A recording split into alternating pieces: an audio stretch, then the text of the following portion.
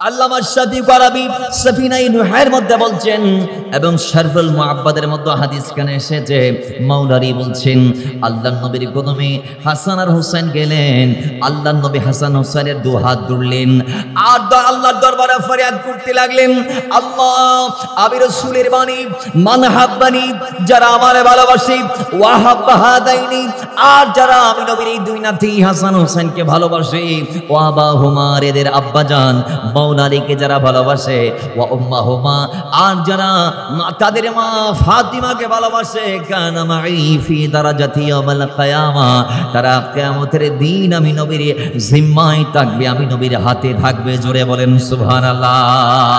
ও দুনিয়ার মুসলমান, আল্লাহর নবী রাহমাতাল লিল আলামিন চমৎকার করে বলেছেন এই হাদিস কানা কেমন ভাবে বলেছে, আপনি যদি একটু ইমানের কান লাগান তাহলে আপনার ভিতরে শুভবুদ্ধির উদয় হয়ে যাবে। আল্লাহর নবী বলছেন, কোন দিন তুমি আমি নবীর হাতে থাকবে উম্মত জানোনি? যেদিন তোমার মা তোমার হবে না, তোমার বাবা তোমার হবে না। আল্লাহর কোরআন বলছে, ইয়াউমা ইয়াফিরুল মারউ মিন আখিহি ওয়া উম্মিহি ওয়া আবিহি ওয়া সাহিবাতিহি ওয়া বানিহি, সেদিন স্ত্রী স্বামীর হবে না, ভাই ভাইয়ের হবে না, স্বামী স্ত্রীর হবে না, বাবার সন্তানের হবে না, মার সন্তানের হবে না, সন্তান মার বাবার হবে না, ভাই ভাইয়ের হবে না, বন্ধু বন্ধুর হবে না, কেউ কারো হবে না। সেদিন যখন প্রত্যেকে আপন আপন চিন্তায় রত থাকবে, ব্যস্ত থাকবে, সেদিন যখন মানুষ ভিন্ন ভিন্ন পথে হাঁটবে, যেদিন মানুষের কোনো ছায়া থাকবে না, সাহারা থাকবে না, কোনো হিল্লে থাকবে না, কোনো শাফাআতকারীর ব্যবস্থা থাকবে না। প্রাথমিক পর্যায়ে হাদিসে পাক আসছে, বুখারীর বর্ণনা, আল্লাহর নবীর সমস্ত গোলামেরা আদম সফিউল্লাহর দরবারে যাবে। আদম নবী বলবে, আমি তোমাদেরকে বাঁচাইতে পারবো না, তোমরা আরেকজনের কাছে যাও। হুজুর কার কাছে যাব? নূহ নবীর কাছে যাও। নূহ আলাইহিস সালাম বলবে, আই কি কথা, আমি পারবো না, আরেকজনের কাছে যাও। হুজুর কোন নবীর কাছে যাব আমাদেরকে জানিয়ে দেন। তখন নূহ আলাইহিস সালাম বলবে, তোমরা ইব্রাহিম আলাইহিস সালামের কদমে যাও। যাওয়া হবে ইব্রাহিম নবীর দরবারে। তিনি বলবেন, লাস্তুলাহা, আমি পারবো না, ইযহাবু ইলা গায়রি, আরেকজনের দরবারে যাও। হুজুর কার দরবারে যাব? আপনার কদমে তো বড় আশা নিয়ে আসছি। হুজুর কার দরবারে যাব? যদি ঠিকানা আমাদেরকে একটু দিয়ে দিতেন আমাদের জন্য সহজ হইতো।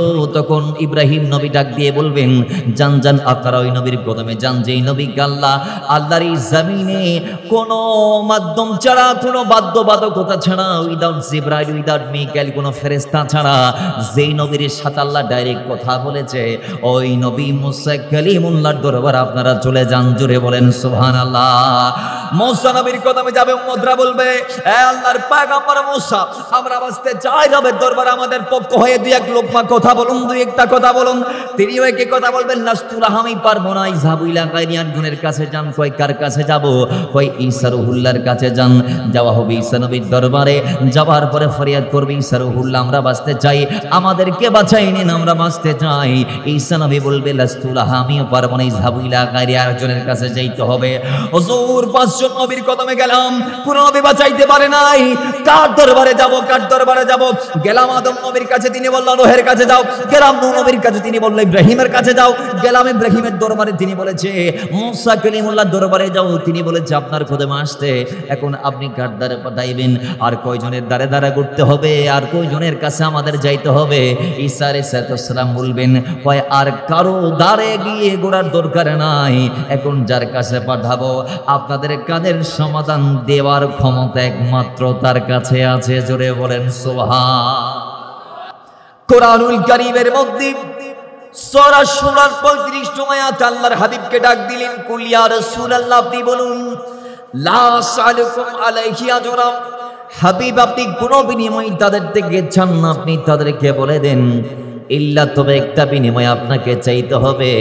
ইয়া রাসূলুল্লাহ, যে বিনিময়টা আপনি উম্মতের কাছ থেকে চান সেটা কি বলে দেন। ওই ইল্লাল মাওয়াদ্দাতা ফিল কুরবা, রাসূল যাদের জন্য তো কষ্ট করলেন সেই উম্মতদেরকে বলে দেন, তারা যেন আপনার কুরবতে যারা আছে, আপনার ওই আহলে বাইতদেরকে যেন উম্মতরা বেশি বেশি ভালোবাসে। জোরে বলেন সুবহানাল্লাহ। তাইলে বাবা আল্লাহ বলছেন, হাবিব আপনি বলে দিন, ইয়া রাসূলুল্লাহ, আপনার উম্মতদেরকে বলেন তারা যেন আহলে বাইতকে ভালোবাসে। আল্লাহ আয়াত নাজিল করলেন, তাফসীরে দুরে মানসুরের মধ্যে আসছে, ইমাম সুয়ুতী কোট করেছেন, ইমাম ইবনে হাজার মাক্কি সামাইকে মুনকার মধ্যে নোট করেছেন, এবং ইমাম জারকানি শারহে মাওয়াহিবুল্লাহ দুনিয়ার মধ্যে নোট করেছেন হাদিস কানা, ওই আল্লাহ যখন কুল্লা আসআলুকুম আলাইহি আজরান ইল্লাল মাওয়াদ্দাতা ফিল কুরবা আয়াতটি নাজিল করলেন, আয়াত নাজিলের পরপরই আমার আল্লাহর হাবিবের কদমে আপন চাচত ভাই হযরত আব্দুল্লাহ ইবনে আব্বাস গেলেন। যাওয়ার পর তিনি ডাক দিয়া বলেন, ইয়া রাসূলুল্লাহ, ও নবী, আল্লাহ বলেছে আপনার আহলে বাইতকে ভালোবাসতে, আল্লাহ বলেছে আপনার কুরবতে যারা আছে তাদেরকে ভালোবাসতে, আল্লাহ বলেছে আহলে কুরবাদেরকে মহব্বত করতে। কোন আহলে কুরবা কারা আমরা জানতে চাই, আমি জানতে চাই। আল্লাহর নবী উত্তরে বললেন, ক্বালা আলিয়ুন ওয়া ফাতিমা ওয়া ওয়ালাদাহুমা, এই আমার ভাই ইবনে আব্বাস শোনো শোনো, ও আব্দুল্লাহ ইবনে আব্বাস শোনো শোনো, কয় আল্লাহ যাদেরকে ভালোবাসা উম্মতের উপর ওয়াজিব করেছে তাদের ভিতরে আলী, তাদের ভিতরে ফাতেমা, আর আলী এবং ফাতেমার যে দুই সন্তান যাদের নাম হাসান হোসাইন, এই চারজন হচ্ছেন আমি নবীর আহলে বাইত। জোরে বলেন সুবহানাল্লাহ। আরেক হাদিস বাবা, আরেক বাবা শিখ। যাই হোক, সর্বোপরি আহলে বাইতের ব্যাপারে কয়েকটি মত। কেউ কে বলেছেন আল্লাহ নবীর স্ত্রীরা নবীর আহলে বাইত, আর কেউ বলেছেন আলী ফাতেমা হাসান হোসেন নবীর আহলে বাইত, আর কেউ বলেছেন আল্লাহ নবীর সাহাবাদের ভিতরে আখাসুল হুসুস কয়েকজন নবীর আহলে বাইত। যাই হোক বাবার আমার, সর্বোপরি টোটাল মিলিয়ে আমরা পাইলাম আলী ফাতেমা হাসান হোসেন আহলে বাইতের সদস্য। ও দুনিয়ার মানুষ, আমরা সবাই জানি আজকের মাহফিল হুসাইনের স্মরণে মাহফিল, আজকের মাহফিল নবীর পরিবারের স্মরণের মাহফিল, আজকের মাহফিল কারবালার কথা আমাদেরকে স্মরণ করিয়ে দেই। ও দুনিয়ার মুসলমান, কারবালার বান্তুরি আমাদের লাভ কি, সেটা নিয়ে কথা বললে আমাদের লাভ কি? প্রশ্ন করলে উত্তর হবে কারবালার মাঠে যিনি ইয়েজিদের তরবারের নিচে শেরকে কোরবান দিয়েছেন, ইনি আর কেউ নয়, ওই আহলে বাইতের অন্যতম নবী পরিবারের অন্যতম সদস্য, দয়াল নবীর দৌহিত্র মওলা আলীর বেটা ফাতেমা রাদিয়াল্লাহু আনহা, ইমাম হাসানের ভাই, ইমাম হযরত যায়েনব বিনতে ফাতেমার ভাই মওলা হুসাইন। জোরে বলেন সুবহানাল্লাহ। তাইলে সেই কারবালার ময়দানে হুসাইন রক্ত দিয়েছেন, তো হুসাইনকে, তো হুসাইন হচ্ছে নবীর নাতি, হুসাইনকে, হুসাইন হচ্ছে আলীর বেটা, হুসাইনকে, হুসাইন হচ্ছে ফাতেমার যুগের মণি, ফাতেমার দুলাল, হুসাইনকে, হুসাইন হচ্ছে ইমাম হাসানের ভাই। কথা বলেন ঠিক কি না? সেই হুসাইনকে ভালোবাসলে এবার লাভ কি? আমি কিছু হাদিস আপনাদেরকে পেশ করব। হাদিস পাক আসছে তিরমিজি শরীফের মধ্যে আসছে, হযরতে জাবের রাদিয়াল্লাহু তাআলা থেকে বর্ণনাকৃত হাদিস। মিশকাতুল মাসাবির মধ্যে আসছে, হযরতে জাবের বলছেন, আমি বিদায় হজের ভাষণে আল্লাহর নবীকে কসওয়া নামক উটের পিঠ থেকে বলতে শুনেছি। তখন আমি রাসূলুল্লাহর পাশে ছিলাম। আল্লাহর নবী সাল্লাল্লাহু আলাইহি ওয়াসাল্লাম বলছেন, উম্মত, আমি তোমাদের জন্য দুটা জিনিস, দুটা আমানত, দুটা নিয়ামত রেখে যাব, যেগুলা কিয়ামত পর্যন্ত আমি নবীর পক্ষ থেকে তোমাদের মাঝে থাকবে। এই জিনিসগুলাকে যদি তোমরা আঁকড়ে ধরতে পারো তাহলে তোমরা গোমরা হবে না। কারণ কিয়ামতের আগে ঈমানটাকে ভেতরে লালন করা অত্যন্ত কষ্টসাধ্যে পরিণত হবে, অত্যন্ত কষ্ট হবে ঈমান নিয়ে কবরে যাওয়া। ইভেনকি ঈমানের হেফাজতের ভয়াবহতা বর্ণনা করতে গিয়ে আল্লাহর নবী সাল্লাল্লাহু আলাইহি ওয়াসাল্লাম বলেছেন যে উম্মত সকালবেলা ঈমান নিয়ে ঘর থেকে বের হবে, সন্ধ্যাবেলায় বেঈমান হয়ে ঘরে ফিরবে। ওই সময় উম্মত ভিতরে ঈমান রাখা উম্মতের পক্ষে এত কষ্টসাধ্য হবে, কয় একটা জ্বলন্ত কাঠের কয়লা হাতে রাখা যেমন কষ্ট, আল্লাহর নবীর উম্মতদের ওই সময়ে ঈমানকে ভিতরে রাখা, ঈমানকে লালন করা, ঈমানকে ধারণ করা ওই জ্বলন্ত আগুনের কয়লা হাতে রাখার চেয়ে কোটি গুণ বেশি কষ্টকর হবে। জোরে বলেন না নাউজুবিল্লাহ।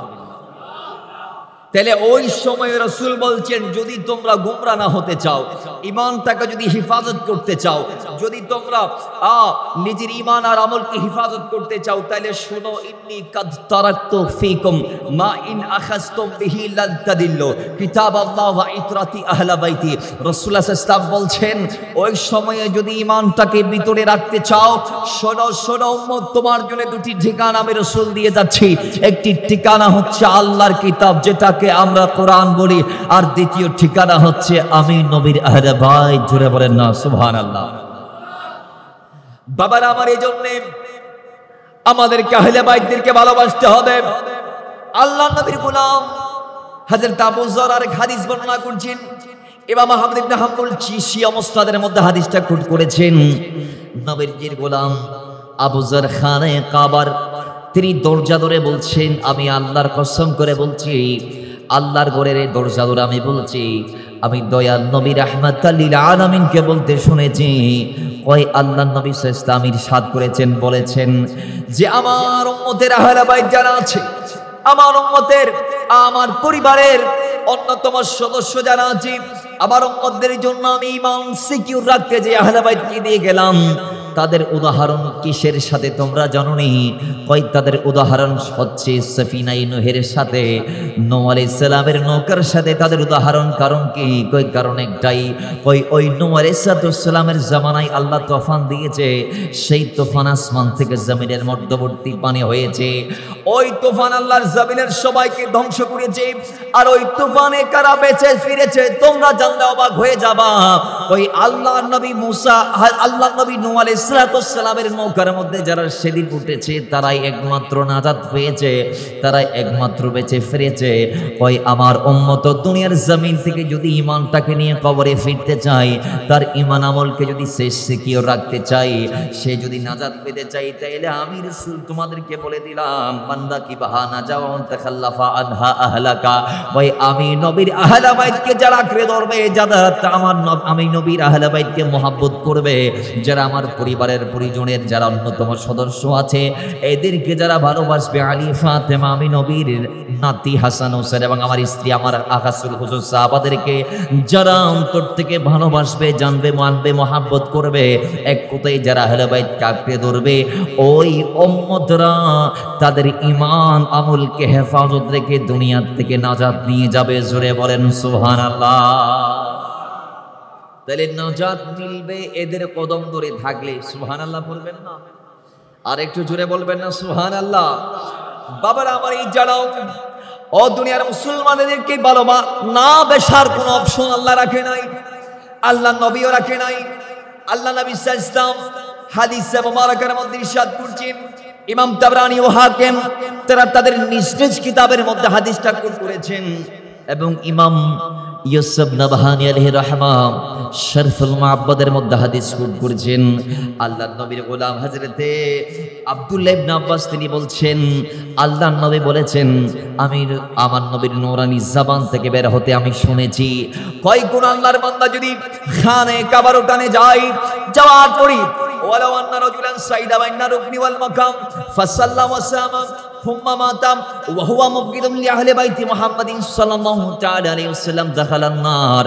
কই আমি নবী কি বলছি উম্মতরা, শোনো শোনো, আমি নবীর কোন উম্মত যদি আল্লাহর ঘরের মাকাম এবং ওই খানে কাবার রুকনের মধ্যবর্তী জায়গার মধ্যে গিয়ে, যেই জায়গার মধ্যে উম্মত গিয়ে হাত তুললে আল্লাহ কবুল করে নেই, যেই জায়গার মধ্যে গিয়ে বান্দা আল্লাহর কাছে যেটা চায় আল্লাহ বান্দাকে সেটা দিয়ে ধন্য করে, ওই আমার কোন উম্মত যদি ওই জায়গার মধ্যে গিয়ে দোয়া কবুলের জায়গার মধ্যে গিয়ে আমার উম্মত যদি নামাজ আর রোজা রাখতে রাখতে রাখতে রাখতে দুনিয়ার জীবনটাকে কাটিয়ে দেয়, সেই যদি নামাজ রোজা রাখতে আদায় করতে করতে খানে কাবার উঠানে সুম্মা মাতা ইন্তেকাল করে, এরপরে ইন্তেকালের প্রাক্কালে যদি তার অন্তরে আমি নবীর আহলে বাইতের মহব্বত শূন্য হয়, মহব্বত যদি না থাকে, ওয়া হুয়া মুবগিদুন লি আহলি বাইতি মুহাম্মাদিন সাল্লাল্লাহু তাআলা আলাইহি ওয়াসাল্লাম, সেই খানে কাবাতে নামাজ পড়তে পড়তে মারা গেল, রোজা রাখতে রাখতে মারা গেল, কিন্তু তার অন্তরে আমি নবীর আহলে বাইতের মহব্বত নাই, তাহলে আমি নবী কি বলছি শোনো শোনো, দাখালান নার, সে জাহান্নামে যাবে, সে নিশ্চিত জাহান্নামে যাবে।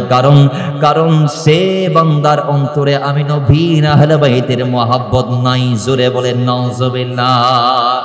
তার অন্তরে আমি নবীর আহলে বাইতের ভালোবাসা না থাকার কারণে সে জান্নাত যাবে না, সে জান্নাত পাবে না, সে জান্নাতে যাবে না, সে জাহান্নামে যাবে।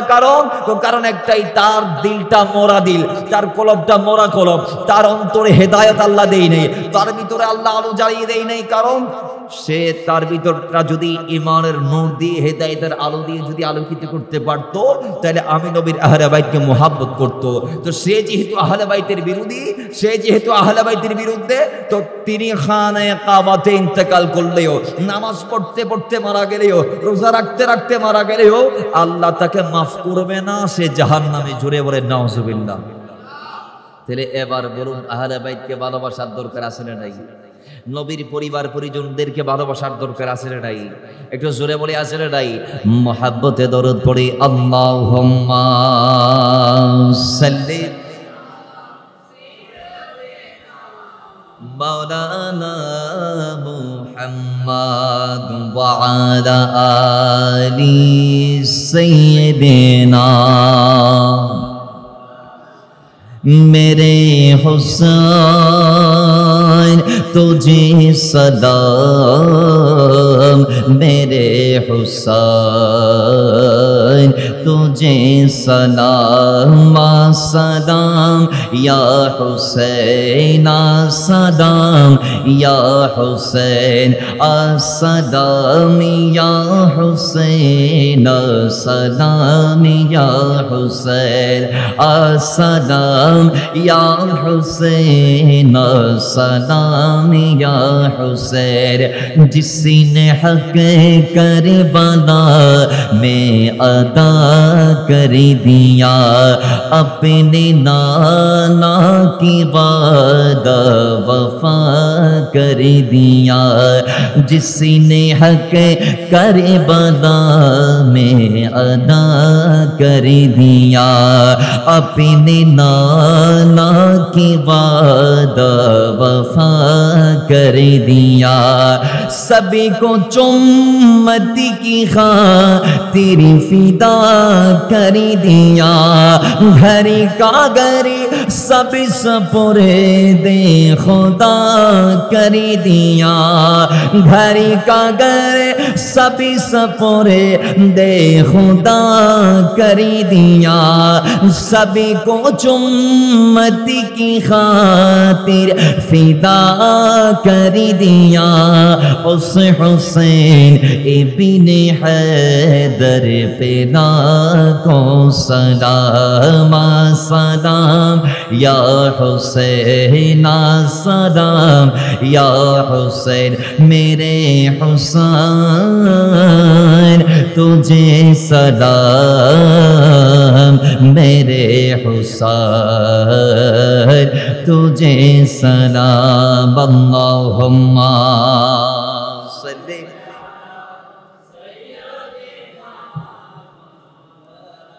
व अला आलि सय्यिदिना। বাবার আমার এই যারা আল্লাহর নবী ও রাহমাতাল লিল আলামিন এই আহলে বাইতের ব্যাপারে আর চমৎকার করে বলছেন। মাওলা আলী হাদিস বর্ণনা করছেন। হাদিস কালাম আল্লামা শাফি কারাবি সফিনাই নুহের মধ্যে বলছেন এবং শরফুল মুআব্বাদের মধ্যে হাদিস কানে এসেছে। মাওলা আলী বলছেন আল্লাহর নবীর কদমে হাসান আর হোসেন গেলেন। আল্লাহর নবী হাসান হোসেনের দু হাত ধরলেন আর আল্লাহর দরবারে ফরিয়াদ করতে লাগলেন, আল্লাহ আমি রাসূলের বাণী মান হাব্বানি, যারা আমারে ভালোবাসে, ওয়া হাব্বা হাদাইনি, আর যারা আমি নবীর এই দুই নাতি হাসান হোসেনকে ভালোবাসে, ওয়া আবাহুমা এদের আব্বাজান মাওলা আলীকে যারা ভালোবাসে, ওয়া উম্মাহুমা আর যারা তাদের মা ফাতিমাকে ভালোবাসে, কানা মাই ফি দারাজাতি ইয়াউমাল কিয়ামা, তারা কিয়ামতের দিন আমি নবীর জিম্মায় থাকবে, আমি নবীর হাতে থাকবে। জোরে বলেন সুবহানাল্লাহ। ও দুনিয়ার মুসলমান, আল্লাহর নবী রাহমাতাল লিল আলামিন চমৎকার করে বলেছেন এই হাদিস কালাম। কেমন ভাবে বলেছে, আপনি যদি একটু ইমানের কান লাগান তাহলে আপনার ভিতরে শুভবুদ্ধির উদয় হয়ে যাবে। আল্লাহর নবী বলছেন, কোন দিন তুমি আমি নবীর হাতে থাকবে উম্মত জানুনি? যেদিন তোমার মা তোমার হবে না, তোমার বাবা তোমার হবে না। আল্লাহর কোরআন বলছে, ইয়াউমা ইয়াফিরুল মারউ মিন আখিহি ওয়া উম্মিহি ওয়া আবিহি ওয়া সাহিবাতিহি ওয়া বানিহি। সেদিন স্ত্রী স্বামীর হবে না, ভাই ভাইয়ের হবে না, স্বামী স্ত্রীর হবে না, বাবার সন্তানের হবে না, মার সন্তানের হবে না, সন্তান মার বাবার হবে না, ভাই ভাইয়ের হবে না, বন্ধু বন্ধুর হবে না, কেউ কারো হবে না। সেদিন যখন প্রত্যেকে আপন আপন চিন্তায় রত থাকবে, ব্যস্ত থাকবে, সেদিন যখন মানুষ ভিন্ন ভিন্ন পথে হাঁটবে, যেদিন মানুষের কোনো ছায়া থাকবে না, সাহারা থাকবে না, কোনো হিল্লে থাকবে না, কোনো শাফাআতকারীর ব্যবস্থা থাকবে না। প্রাথমিক পর্যায়ে হাদিসে পাক আসছে, বুখারীর বর্ণনা, আল্লাহর নবীর সমস্ত গোলামেরা আদম সফিউল্লাহ দরবারে যাবে। আদম নবী বলবে, আমি তোমাদেরকে বাঁচাইতে পারবো না, তোমরা আরেকজনের কাছে যাও। হুজুর কার কাছে যাব? নূহ নবীর কাছে যাও। নূহ আলাইহিস সালাম বলবে, আই কি কথা, আমি পারবো না, আরেকজনের কাছে যাও। হুজুর কোন নবীর কাছে যাব আমাদেরকে জানিয়ে দেন। তখন নূহ আলাইহিস সালাম বলবে তোমরা ইব্রাহিম আলাইহিস সালামের কদমে যাও। যাওয়া হবে ইব্রাহিম নবীর দরবারে। তিনি বলবেন লাস্তুলাহা, আমি পারবো না, ইযহাবু ইলা গায়রি, আরেকজনের দরবারে যাও। হুজুর কার দরবারে যাব? আপনার কদমে তো বড় আশা নিয়ে আসছি। হুজুর কার দরবারে যাব? যদি ঠিকানা আমাদেরকে একটু দিয়ে দিতেন আমাদের জন্য সহজ হইতো।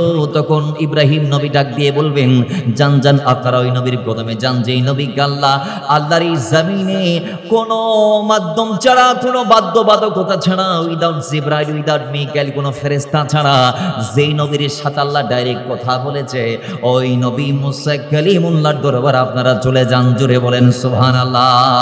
মুসা নবীর কদমে যাবে, উম্মতরা বলবে এ আল্লাহর পয়গম্বর মুসা, আমরা বাঁচতে চাই রবের দরবারে, আমাদের পক্ষ হয়ে দুই এক লোকমা কথা বলুন, দুই একটা কথা বলুন। তিনি ওই কি কথা বলবেন? লাস্তুলাহ, আমি পারবো না, ইযহাবু ইলা গায়রি, আরেকজনের কাছে যান। কই কার কাছে যাব? কই ঈসা রুহুল্লাহর কাছে যান। যাওয়া হবে ঈসা নবীর দরবারে। যাওয়ার পরে ফরিয়াদ করবে ঈসা রুহুল্লাহ, আমরা বাঁচতে চাই, আমাদেরকে বাঁচাই নিন, আমরা বাঁচতে চাই। ঈসা নবী বলবে লাস্তুলাহ, আমিও পারবো না, ইযহাবু ইলা গায়রি, আরেকজনের কাছে যাইতে হবে। হুজুর 5জন নবীর কদমে গেলাম, কোন নবী বাঁচাইতে পারে নাই। কার দরবারে যাব? কার দরবারে যাব? গেলাম আদম নবীর কাছে, তিনি বললেন নোহের কাছে যাও। গেলাম নূহ নবীর কাছে, তিনি বললেন ইব্রাহিমের কাছে যাও। গেলাম ইব্রাহিমের দরবারে, তিনি বলেছে মুসা কালিমুল্লাহর দরবারে যাও। তিনি বলেছে আপনার কদমে আসতে। এখন আপনি কার দ্বারে পাঠাইবেন? আর কয়জনের দ্বারে দ্বারে ঘুরতে হবে? আর কয়জনের কাছে আমাদের যাইতে হবে? ঈসা আলাইহিস সালাম বলবেন কয় আর কারো দ্বারে গিয়ে ঘোরার দরকার নাই, এখন যার কাছে পাঠাবো আপনাদের কাদের সমাধান দেওয়ার ক্ষমতা একমাত্র তার কাছে আছে। জোরে বলেন সুবহান। বাবারা আমার, তিনি বলবেন আমার নবীর কদমে যাও। কই যেই নবীর উম্মত হওয়ার জন্য আমি ঈসা রুহুল্লাহ নবুয়তকে বাদ দিয়েছি, রাসালাতকে বাদ দিয়েছি, আল্লাহর দরবারে ফরিয়াদ করেছি, আল্লাহ নবীগিরি তুমি নিয়ে নাও, আমার নবুয়তের নমিনেশন পেপার তুমি নিয়ে নাও, বিনিময়ে নবী আখিরুজ্জামার গোলাম বানাই দাও। আল্লাহ আমি নবীর দোয়া কবুল করেছি, আসমান উঠিয়ে নিয়েছে। কিয়ামতের আগে আল্লাহ আমার আবার পাঠিয়েছি, আমি বাইতুল মাকদাসের ছাদের উপরে নামলাম আল্লাহর হুকুমে। এবার জমিনের মধ্যে গিয়ে ইমাম মাহদীর পিছনে নামাজ পড়লাম এবং আমি নবীর উম্মতদেরকে দাজ্জালের ফিতনা থেকে রক্ষা করলাম। তো আমি এরপরে যেই নবীর পাশে ইন্তেকালের মাধ্যমে শুয়ে গিয়েছিলাম, ওই মদিনা শরীফের মধ্যে যেই নবীর পাশে আমি ঈসার মাজার হয়েছে, ওই নবীর কদমে তোমরা যাও, যেই নবী আজকে তোমাদেরকে শাফাত করবে। উম্মত এবার তৎক্ষণাৎ চলে যাবে আমার নবীর দরবারে, আল্লাহর নবীর কদমে। উম্মত যাবার পরে ডাক দিয়ে বলবে ইয়া রাসূলুল্লাহ, ও নবী আমরা আপনার কদমে এসেছি, অনেক নবীর দরবার থেকে ঘুরে ফিরে আপনার কদমে এসেছে, আপনি আমাদেরকে বাঁচিয়ে নেন। আমার ভাইয়ের আল্লাহর নবীর কদমে যাওয়ার পরে যখন তারা বলবে ইয়া রাসূলুল্লাহ আমরা বাঁচতে চাই, আমাদের জন্য শাফাত করুন, আল্লাহ আপনাকে শাফাত উজমার মালিক বানিয়েছে, আল্লাহ আপনাকে শাফাত কুবরার মালিক বানিয়েছে। আল্লাহ বলেছে আসা আইয়াবাসাকা রাব্বুকা মাকামান মাহমুদা, ইয়া রাসূলুল্লাহ আমাদেরকে বাঁচান, আমরা বাঁচতে চাই।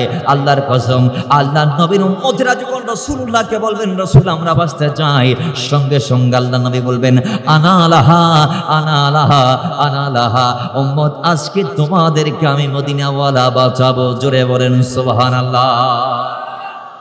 আজকে তোমাদেরকে আমি মদিনাওয়ালা বাঁচাবো, আমি তোমাদেরকে তোরাবো। তো বাবার আমার, সেদিন যদি আপনি চান আপনার হাতটি রাসূলুল্লাহর হাতে থাকুক আর আমার নবী আপনাকে হাত ধরে জান্নাতে প্রবেশ করিয়ে দিক, আপনি যদি এটা চান তাহলে রাসূলুল্লাহ বলেছে কিছু কাজ করা লাগবে। সেটা কি? কয় মান আহাব্বানি, আমাকে ভালোবাসতে হবে, ও আহাব্বা হাযাইনি, হাসান হোসেনকে ভালোবাসতে হবে, ও আবাহুমা, তাদের আব্বা আলীকে ভালোবাসতে হবে, ও আম্মাহুমা, তাদের মা ফাতিমাকে ভালোবাসতে হবে। যদি এইভাবে ভালোবাসতে পারো কানা মাই ফি দারাজাতি ইয়াউমাল কিয়ামা, ওই সেই কিয়ামতের দিন তাহলে তুমি উম্মত আমি নবীর হাতে থাকবে। জোরে বলেন সুবহানাল্লাহ।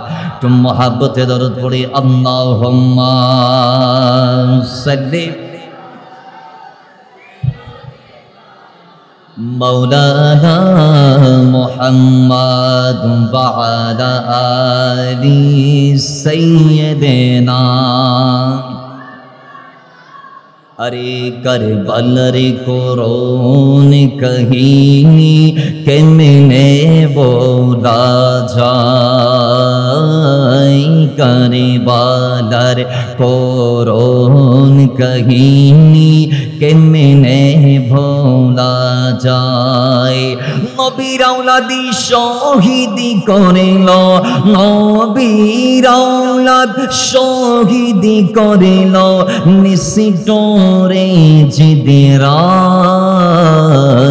करबलार कोरोन कहीनी केमने भोला जाए दयाल नबी जे गलेते चुमुकेते दिने राते चुमुकेते दिने राते अरे मदीना वाला जे गलेते चुमुकेते दिने राते दयाली नबी जे गलेते चुमुकेते दिने राते चुमुकेते दिने राते সেই গলেতে বিশির চোরে সেই গলেতে বিশির চোরে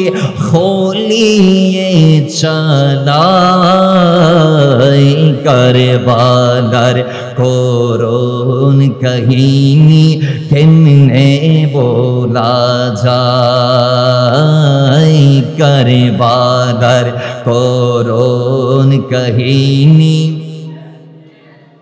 अरे जगते भरलो कंदारे रोले सिजदाते नबी बोले सिजदाते नबी बोले जगते भरलो कंदारे रोले सिजदाते नबी बोले जगत भरलो कंदारे रोले सिजदाते नबी बोले सिजदाते नबी बोले पापीरी माफ दियो वल्ला गुनाहेर माफ दियो वल्ला पापीरी मुक्ति दियो वल्ला रक्तेर बदलाय करबलार कोरोन कहीनी केमने बोला जाए करबलार कोरोन कहीनी केमने बोला जाए अल्लाहुम्मा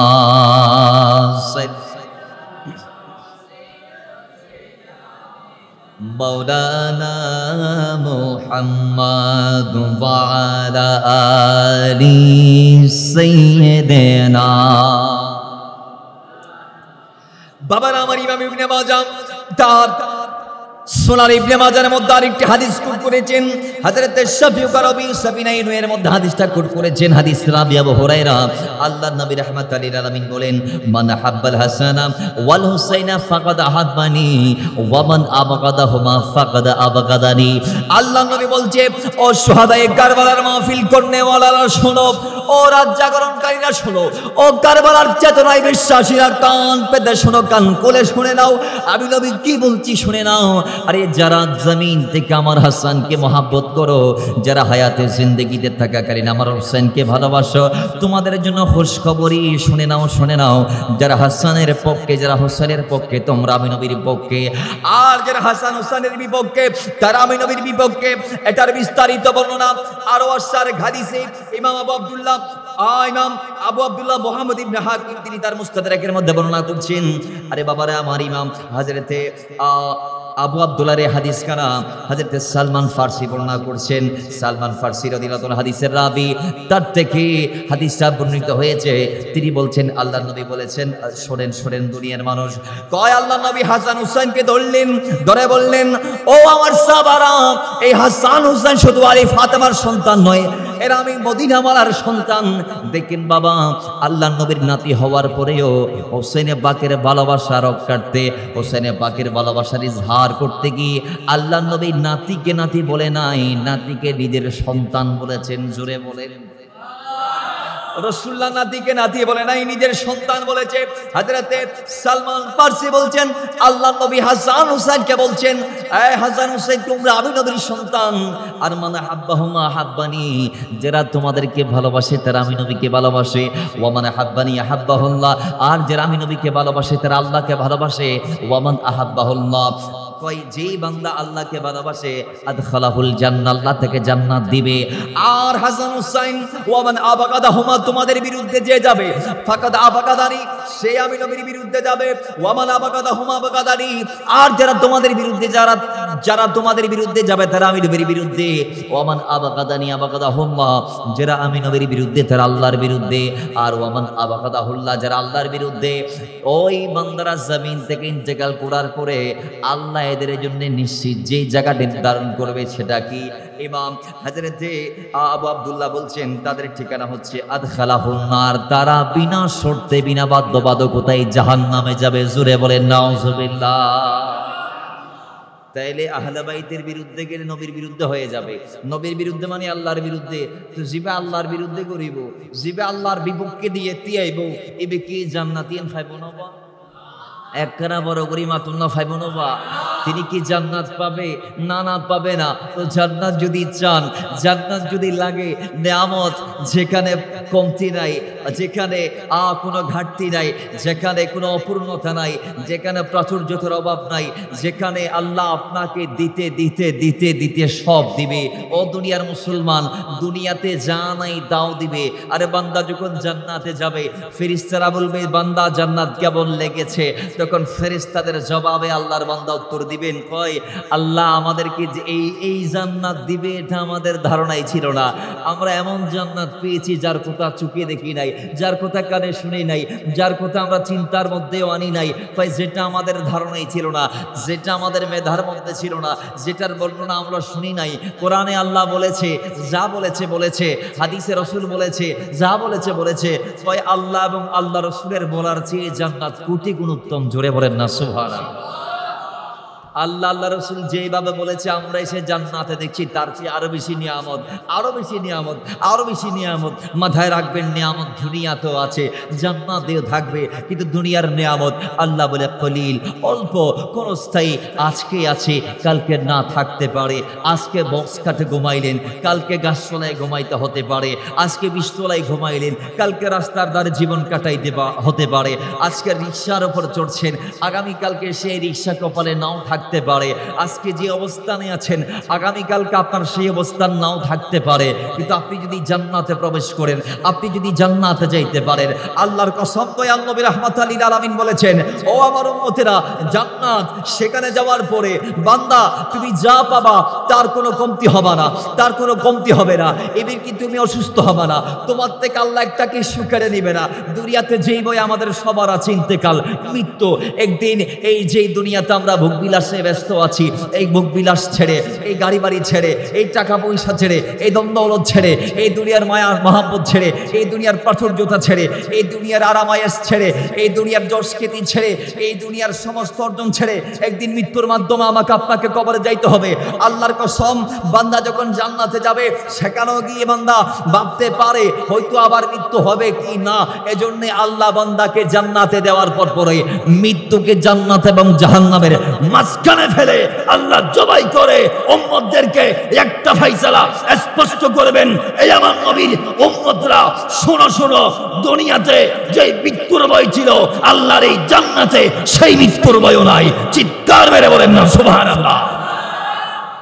তাইলে বাবার আমার, সেই জান্নাত যদি আপনি পাইতে চান, তাহলে রাসূল আমাদেরকে সলিউশন দিয়েছেন, মান আহাব্বানি, যারা আমি নবীকে ভালোবাসে, ও আহাব্বা হাদাইনি, হাসান হোসেনকে ভালোবাসে, ও আবাহুমা ওয়া উম্মাহুমা কানা মাই ফি দারাজাতি ইয়াউমিল কিয়ামা, মান আহাব্বাহুমা আহাব্বানি ওয়া মান আহাব্বানি আহাব্বাহুল্লাহ ওয়া মান আহাব্বাহুল্লাহ আদখালাহুল জান্নাহ। কই যারা হাসান হোসেনকে ভালোবাসে, যারা আমারে ভালোবাসে, যারা আমারে ভালোবাসে, যারা আল্লাহরে ভালোবাসে, যারা আল্লাহরে ভালোবাসে, জান্নাত তাদের হাদিয়া, জান্নাত তাদের উপহার, জান্নাত তাদের গোলামির প্রতিদান, জান্নাত তাদের দুনিয়ার ক্ষণ ক্ষণস্থায়ী জীবনের যে খেদমত তারা করেছে, যে অর্জন তারা করেছে, যে ত্যাগ তারা দিয়েছে, যে তিতিক্ষা তারা দিয়েছে, আমার বান্দা জামিনে যাওয়ার পরে যে গোলামি করেছে, আমি রাসূল যেভাবে চলতে বলেছি সে যেহেতু সেইভাবে চলেছে, সুতরাং তাকে জান্নাত না দিয়ে কোনো উপায় নাই। আরে জান্নাত ওই বান্দার কামনা আল্লাহর দরবারে করছে দৈনন্দিন। জুড়ে বলেন না সুবহানাল্লাহ। তাহলে জান্নাত যদি পাইতে চান হাসান হোসেনকে মহব্বত করার দরকার আছে না নাই? তা হাসান হোসেনকে মহব্বত করলে ঘরের ভিতর থাকা যাবে আজকের দিন অন্তত।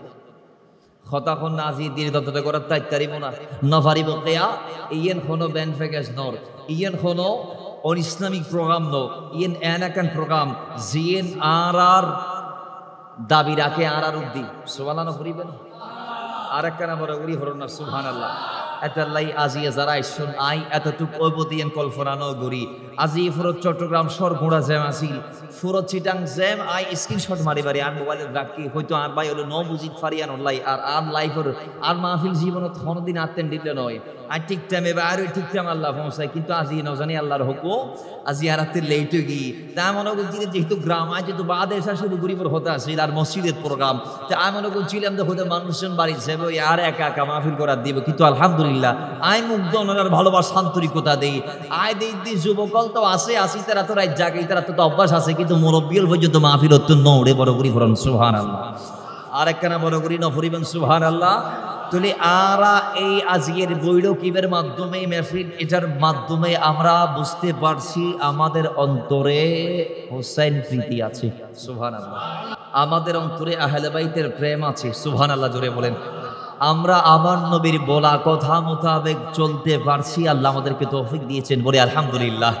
আর একটু জুড়ে বলি না আলহামদুলিল্লাহ। এছাড়াও এই হাসান হুসাইন সহ আমার নবীর পরিবার পরিজনদেরকে মহাব্বত করলে লাভ কি? ইমাম রাজি বলছে ওগেও দুনিয়ার মানুষ শোনো শোনো শোনো শোনো, যদি এদেরকে ভালোবাসতে পারো মা তাআলা হুব্বে আলি মুহাম্মাদিন সাল্লাল্লাহু তাআলা আলাইহি ওয়াসাল্লাম মাতা শাহীদান ইল্লা ওয়া মা তাআলা হুব্বে আলি মুহাম্মাদিন সাল্লাল্লাহু আলাইহি ওয়াসাল্লাম মাতা মাগফুরান লাহু। এভাবে আস্তে আস্তে আস্তে ইল্লা ওয়া মা তাআলা হুব্বে আলি মুহাম্মাদিন সাল্লাল্লাহু আলাইহি ওয়াসাল্লাম মাতা তাইবান, এইভাবে আস্তে আস্তে আস্তে আস্তে ইমাম রাজি হাদিসগুলো একেবারে সিরিয়াল বাই বর্ণনা করছেন।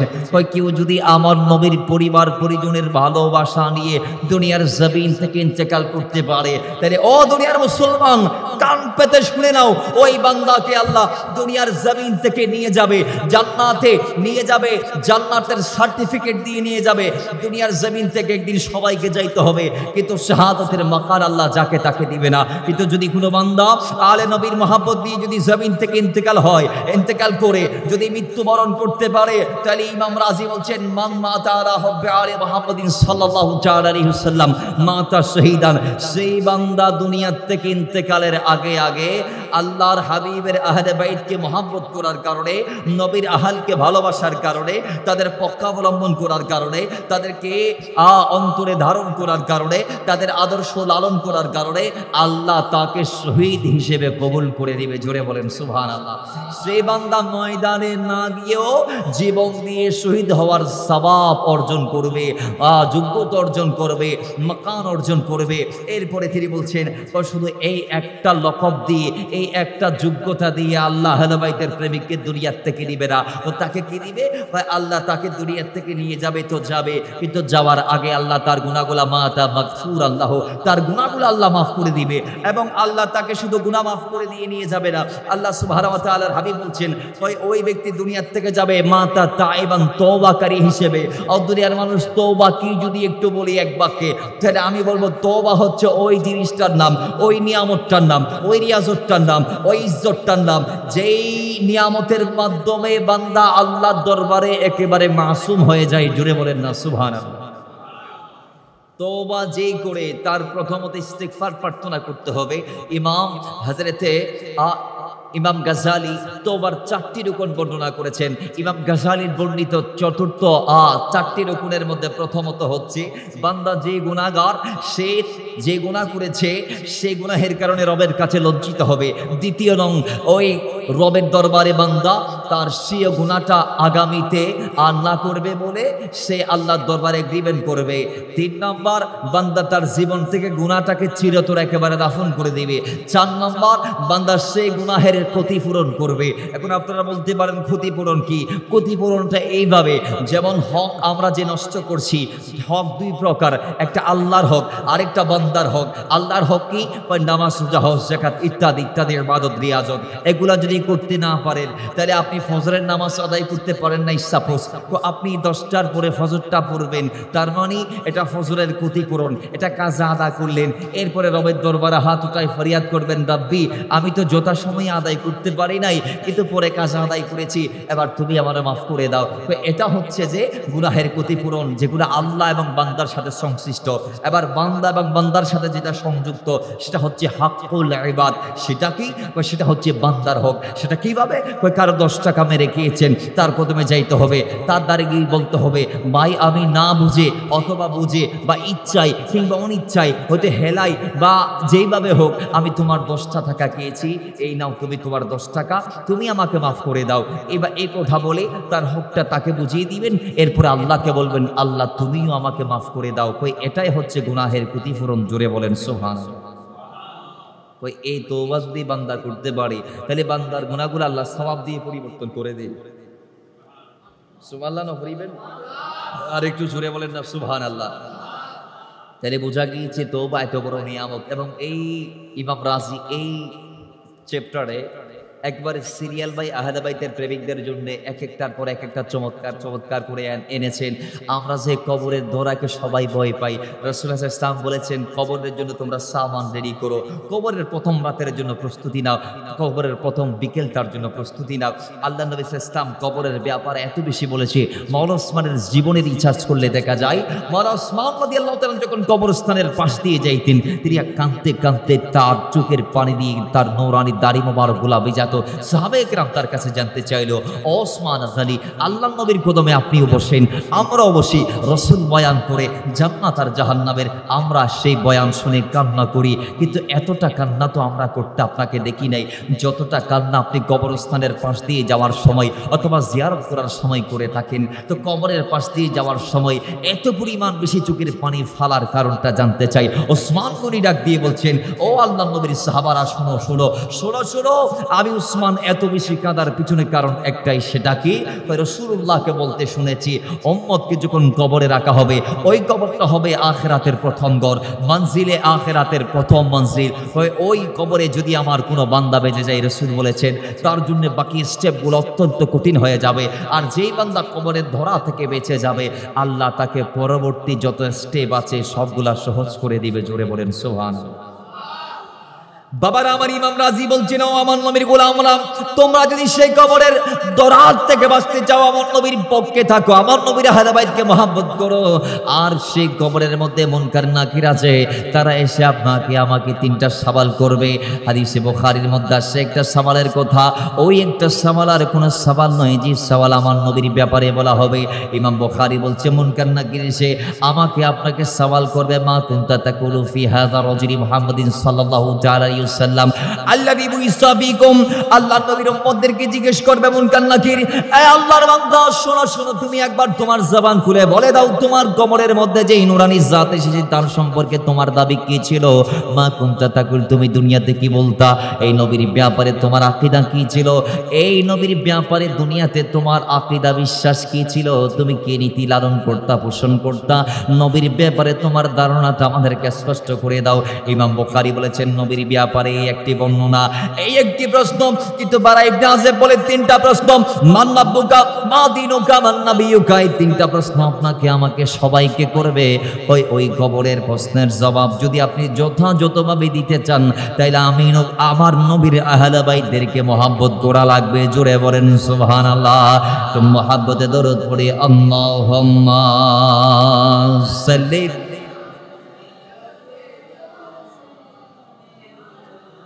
وعلى آل سيدنا,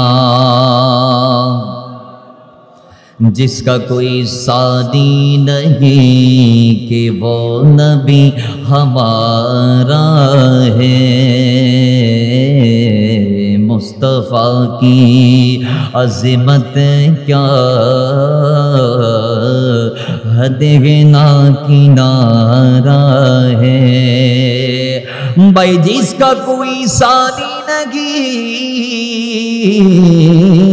जिसका कोई सानी नहीं वो नबी हमारा है। जिसका कोई सानी नहीं वो नबी हमारा है। मुस्तफ़ा की अज़मत क्या हद ना किनारा है। अल्लाहुम्मा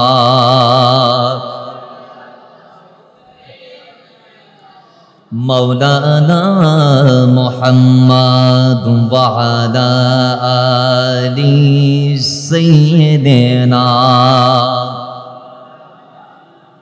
जोरे पर है तोफ़ा भी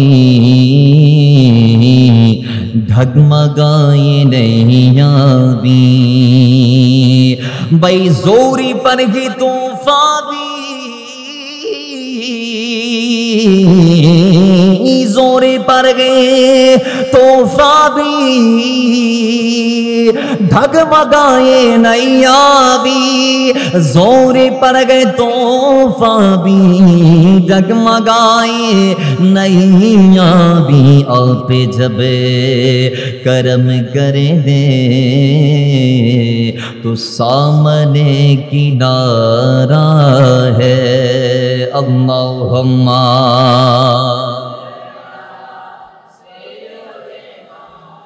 मौलाना मुहम्मद व अला आलि सय्यिदना। तोरे पे कहा रब ने लन तरानी मूसा। तोरी पे कहा रब ने तोरी पे कहा रब ने लन तरानी मूसा। तोरी पे कहा रब ने लन तरानी मूसा। देखनी मेरे आका को रब ने अर्श पे बुलाया है। अल्लाहुम्मा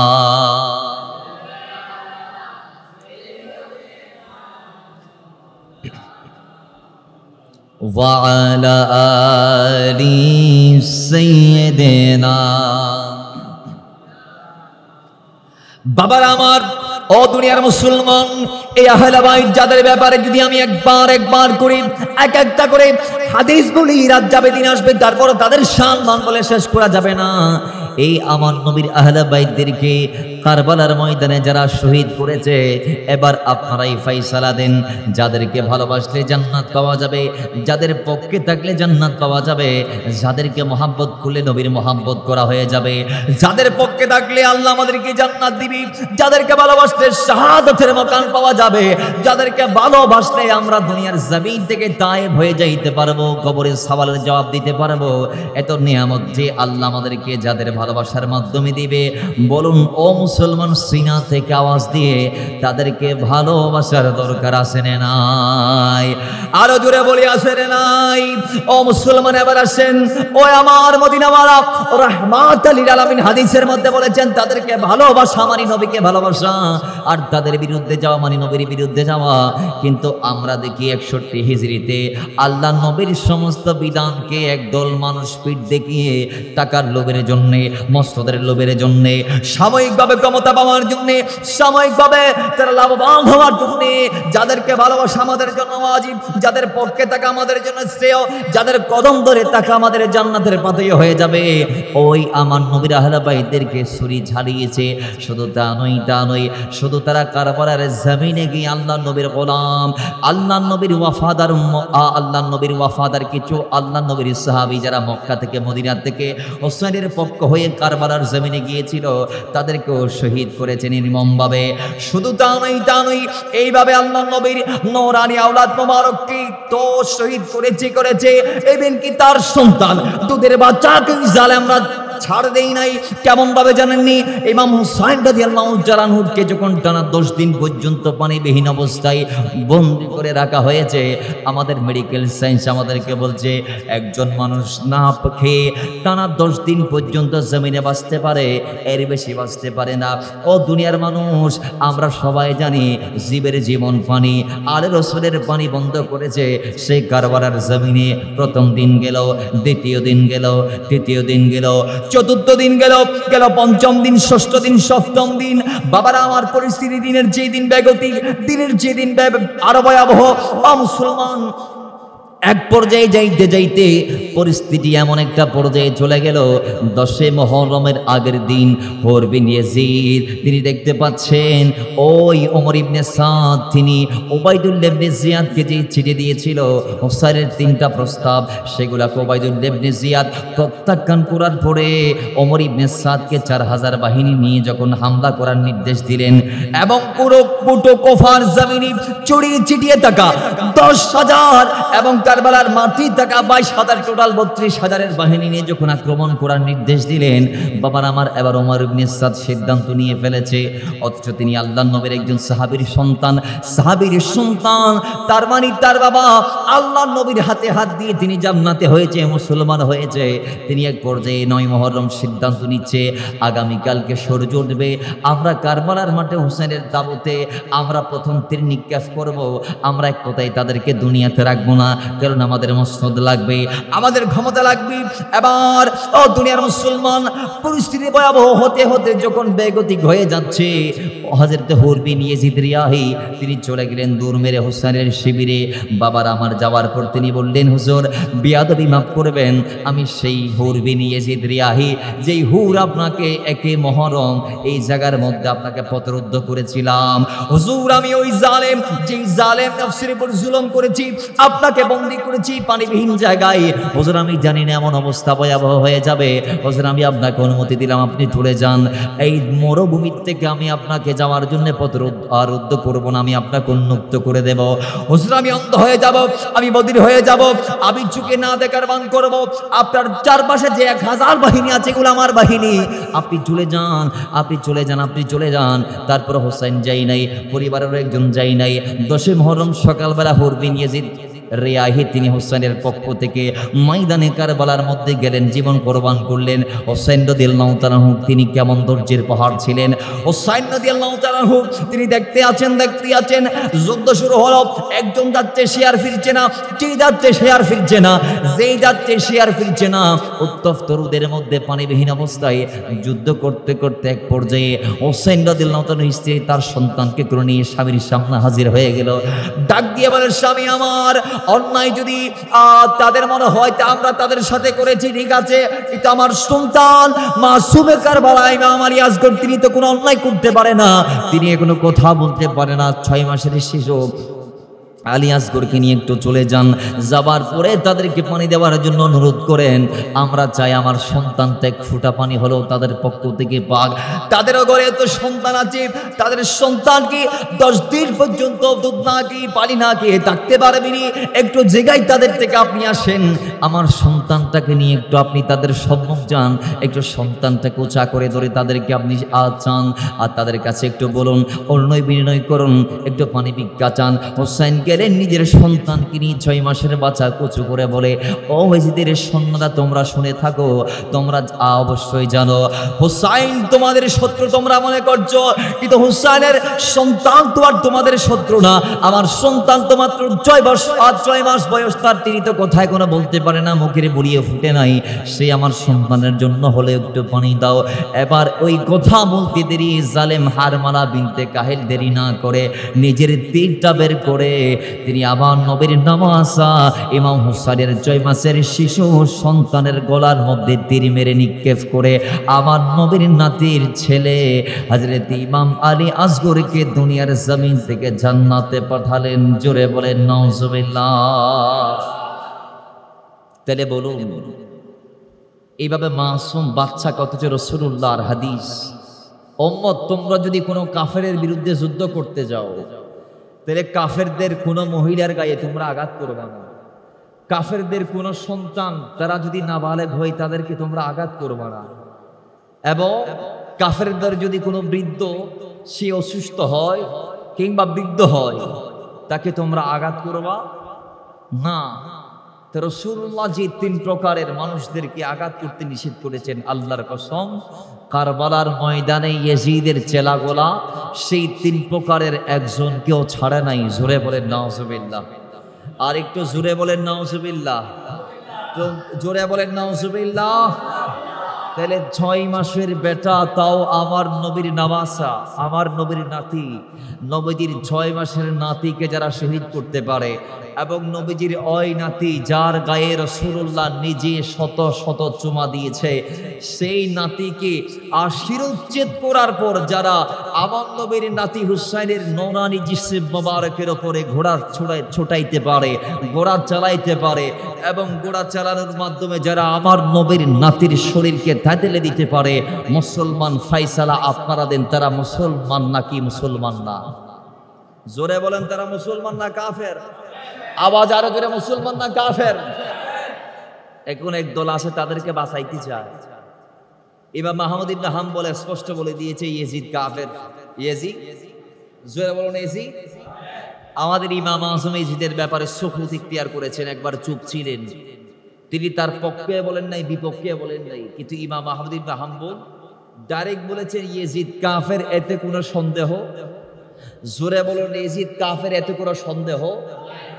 এখানে ইয়েজিদের ব্যাপারে 3টা মন্তব্য পাওয়া যায় তারিখের কিতাবগুলাতে। কেউ কেউ বলেছেন ইয়েজিদ জাহান্নামের কুকুর, জাহান্নামের কুকুর, সে কাফের। কেউ কেউ বলছে সে ফাসেক, ফাজের, এবং তার বিচার আল্লাহ করবে। আর কেউ কেউ বলছেন সে মুসলমান, তার ব্যাপারে কোনো উত্তম মাধ্যম তারা বলছেন না, এবং তারা তার বিচারটা আল্লাহর উপর ছেড়ে দিয়েছেন। কিন্তু আমরা বলবো ইয়েজিদ কাফের, এতে আমাদের কোনো সন্দেহ? জোরে বলেন সন্দেহ? এখন তারা বলবে ইয়েজিদকে কাফের না বলার পিছনে কারণ আছে। কারণ কি? কারণ হচ্ছে কারবালার যুদ্ধে তো আর ইয়েজিদ সরাসরি ছিলেন না। আমি বলবো সরাসরি না থাকলে কি হয়েছে, কারবালার যুদ্ধ যিনি ঘটাইছে তার নাম ইবনু মারজানা, যাকে আমরা ওবাইদুল্লাহ ইবনে জিয়াদ নামে চিনি। সেই ওবাইদুল্লাহ ইবনে জিয়াদকে কারবালার এই হত্যাযজ্ঞ চালার নির্দেশ ইয়েজিদ দিয়েছে। কথা বলেন ঠিক কিনা? আর একটু জোরে বলেন ঠিক কিনা? ইবনু মারজানা বলছেন ইয়েজিদ আমাকে 2টা বড় বড় জঘন্য কাজ করতে বলেছে। হয় কি কি? হয় একটা হচ্ছে হুসাইন ইবনে আলীকে কতল করা, বাস আমি করলাম। এবার দ্বিতীয় নির্দেশ দিল, কয় হুসাইন ইবনে আলী তো তা মওলা আলীর সন্তান, হুসাইনকে তো কতল করলা, এবার দ্বিতীয় একটা দায়িত্ব আমি তোমাকে দিতে চাই। সেটা কি? হয় তুমি তাড়াতাড়ি যাও মক্কা মদিনার মধ্যে হামলা করো। বাবারা আমার, ইবনু মারজানা বা ওবাইদুল্লাহ ইবনে জিয়াদ বলছেন আমি এই জিনিসটাকে মেনে নিতে পারি নাই। আমি হুসাইনকে কতল করে এত বড় অন্যায় করলাম, আমি আবার খানে কাবা ধ্বংস করব, আমি আবার মদিনাতুল মুনাওয়ারা ধ্বংস করব। একজন মুসলমানের বাচ্চা তো এগুলা করতে পারে না, কোন সাচ্চা মুসলমান তো এই কথা বলতে পারে না, অথবা এই উদ্যোগ নিতে পারে না। সুতরাং আমি ইয়েজিদের সেই মতটাকে আমি মেনে নেই নাই, সে প্রস্তাবটাকে আমি প্রত্যাখ্যান করেছিলাম। সেদিন আমি প্রত্যাখ্যান করার পরে ইয়েজিদ সৈন্য পাঠিয়েছে 12 থেকে 22 হাজার। কোথায়? মদিনায়। কার নেতৃত্বে? মুসলিম বিন উকবার নেতৃত্বে সেই 12,000 মতান্তরে 22,000 সৈন্য নিয়ে মদিনায় গেল। সেখানে গিয়ে আমার নবীর শত শত সাহাবাকে শহীদ করলো, বিনা অপরাধে 10,000-এর চেয়ে বেশি তাবিকে কতল করলো। আমার নবীর মদিনা শরীফের মধ্যে তার সৈন্যরা ঘোড়া বেঁধেছে, ওট বেঁধেছে, তারা সেখানে পবিত্র হারামের মধ্যে মলমূত্র ত্যাগ করেছে। মসজিদ নববীতে 3 দিন আযান বন্ধ ছিল, ইকামত বন্ধ ছিল। হযরত সাঈদ ইবনুল মুসাইয়াব বলছেন করছেন। ওই আমি দেখেছি ওই আল্লাহ নবীর ওই নূরানি গম্বদে হযরতটার দিকে ইয়াজিদ এবং তাদের প্রেতাত্মারা যখন মুস্তাইব ইবনে উকবার নেতৃত্বে 12 থেকে 22 হাজার সৈন্য নিয়ে যখন 3 দিন 3 রাত তারা মসজিদে নববীর হারামকে দখল করে নিয়েছিল, তারা যখন মসজিদে নববীর 4-5টাকে পবিত্র করেছে, তারা যখন আমার নবীর কলিজার টুকরা সাহাবীদেরকে শহীদ করেছে, 10,000-এর বেশি তাবেঈদেরকে শহীদ করেছে, শত শত মা বোনদেরকে গণধর্ষণ করেছে, ওই সময়ে আমি দেখেছি মসজিদে নববীর রওজার ভিতর থেকে তারা আজান ইকামত বন্ধ করে দিল। আমি আজানের টাইমে আমার নবীর রওজার ভিতর থেকে আজানের শব্দ শুনেছি, আর ইকামতের টাইমে আমি আমার নবীর রওজার ভিতর থেকে ইকামতের শব্দ শুনেছি। জোরে বলেন না সুবহানাল্লাহ। তার মানে ইয়াজিদের চেলাফেলারা মসজিদের নববীর আজান বন্ধ করলেও ঠিকই আমার নবীর রওজার ভিতর থেকে আজানের টাইমে আজানের শব্দ সাইদ ইবনে মুসাইয়্যিব শুনেছে। তিনি বলছেন, ভাই আমি পাগলের বেশে সেখানে ছিলাম, আমি পাগলের সাথে সেখানে অবস্থান করেছি, আর ইকামতের টাইমে আমি আমার নবীর রওজার ভিতর থেকে ইকামতের শব্দ শুনেছি। এইভাবে মদিনাটা ধ্বংস করার পরে তারা যাচ্ছেন মক্কা আবার ধ্বংস করার জন্য। খবর পেয়ে মক্কাবাসী আব্দুল্লাহ ইবনে জুবাইরকে ডাক দিয়েছেন, হুজুর আমরা আপনার নেতৃত্বে ইয়াজিদ বাহিনীর মোকাবেলা করতে চাই, আমরা আপনাকে সৈয়দ বানাই দিলাম, আপনি আমাদেরকে যেই ডিরেকশন দিবেন আমরা সেটাকে মানব, আমরা সেই মোতাবেক সিদ্ধান্ত নেব, এবার আপনি বলুন আমরা কি করতে পারি। তারা বলল, তোমরা অস্ত্র ধারণ করো, তোমরা সুসজ্জিত হয়ে খানে কাবাকে রক্ষার জন্য প্রতিযোগিতা করো, প্রয়োজনে তোমাদের জীবনটা কোরবান করবা, তারপরে তোমরা খানে কাবাতে একটা আছড় লাগতে দিবে না। জোরে বলেন না সুবহানাল্লাহ। বাবার আমার তারা আবার আসলো মক্কায়, মক্কা ধ্বংসযজ্ঞ তারা চালানোর জন্য তীর নিক্ষেপ করেছে, মক্কাবাসী তাদেরকে রুদ্ধ করেছে। দিনের পর দিন যুদ্ধ শুরু, রাতের পর রাত যুদ্ধ, দিনের বেলায় যুদ্ধ, রাতের বেলায় যুদ্ধ, যাইতে যাইতে কিছুদিন গেল। এরপরে ইয়াজিদ বাহিনীরা সর্বপ্রথম ওই যুদ্ধে মিনজনিক নামক মেশিনটা ব্যবহার করেছে। সেটা কেমন মেশিন জানেননি? ভাই এটা এমন একটি মেশিন, যে মেশিন ইয়াজিদ বাহিনীরা জাবালে আবু কুবাইস নামক পাহাড়ের ওপরে বসিয়েছে, এবং সেটার সামনে সামনে তারা ওই মেশিনের সামনে তারা বড় বড় পাথর লাগিয়েছে। সেই পাথরের মধ্যে তারা আগুন লাগিয়ে দিয়ে তৈরির মাধ্যমে আগুন জ্বালিয়ে দিয়ে সেই আগুনের গোলাগুলাকে, আগুনের পাথরগুলাকে তারা খানে কাবাকে ধ্বংস করার জন্য নিক্ষেপ করেছে। আর তাদের নিক্ষেপিত পাথর খানে কাবার দেয়ালে পড়ে দেয়াল ভেঙেছে, গিলাফ লেগে গিলাফ পড়ে ছাই ছাই হয়ে গিয়েছে। শুধু তা নয়, ওই ইব্রাহিম খলিলুল্লাহ জান্নাতের যেই দুম্বা কোরবানি দিয়েছিল, সেই দুম্বার সিং এতদিন খানে কাবাতে ছিল, কিন্তু যেই মাত্র ইয়াজিদের বাহিনীরা খানে কাবাতে মিনজনিক মেশিনের মাধ্যমে আগুন লাগিয়ে দিয়েছে, সাথে সাথে ওই ইব্রাহিম নবীর কোরবানিকৃত পশুর মাথার সিং পড়ে গেছে। জোরে বলি নাউজুবিল্লাহ। এই যুদ্ধ টানা 2 মাস স্থায়ী ছিল। 2 মাস পর খবর এসেছে ইয়াজিদ জাহান্নামে চলে গেছে, ইয়াজিদ মারা গিয়েছে। তখন যুদ্ধ শেষ। তাহলে মুসলমান আমরা এখান থেকে একটা জিনিস জানতে পারলাম, যারা আল্লাহর নবীর নওয়াসা ইমাম হুসাইন এবং মক্কা আর মদিনাকে ধ্বংস করতে চেয়েছে, তারা আল্লাহর হাবিবকে কষ্ট দিয়েছে, তারা আল্লাহকে কষ্ট দিয়েছে।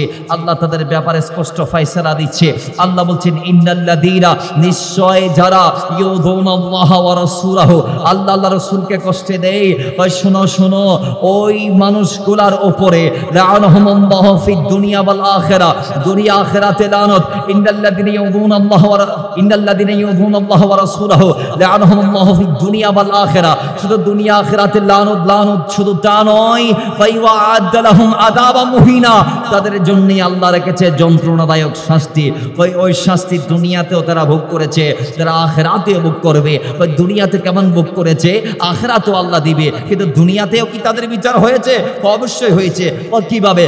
ইয়াজিদের পরে কয়েক বছর পরে মুখতার সাহফি নামে একজন ব্যক্তি মুসলমানদের প্রধানমন্ত্রী হওয়ার পরে তিনি ইয়াজিদ এবং তার চেলাপেরা যারা ছিল, যারা কারবালার ট্র্যাজেডির সাথে সংযুক্ত ছিল, যারা হুসাইনি কাফেলার মধ্যে আগুন লাগিয়ে দিয়েছিল, যারা হুসাইনি শিবিরে হামলা করেছিল, 10ই মুহররম ইয়াজিদের দালালি যারা করেছিল, 10ই মুহররম হুসাইনকে যারা চাবুক মেরেছে, 10ই 10 মুহররম হুসাইনের গায়ে যারা তীর মেরেছে, 10 মুহররম হুসাইনকে যারা রক্তাক্ত করেছে, ওই প্রত্যেকটা ব্যক্তিকে মুক্তার সাহাবী ধরে ধরে তাদেরকে জবাই করেছে, টুকরা টুকরা করে চিল শুয়োর কুকুরকে খাইতে দিয়েছে, তাদের শরীরে কারো কারো শরীরে আগুন লাগিয়ে দিয়েছে। কয় এদেরকে দুনিয়াতেও লাঞ্ছনাদায়ক শাস্তির মাধ্যমে মারা হয়েছে, আর আখিরাতেও তাদের জন্য জাহান্নামের শাস্তি আছে। কথা বলেন ঠিক কিনা? আল্লাহ আমাদেরকে আহলে বাইতের দামানের মাধ্যমে জান্নাতে যাওয়ার তৌফিক দান করুন, আমিন।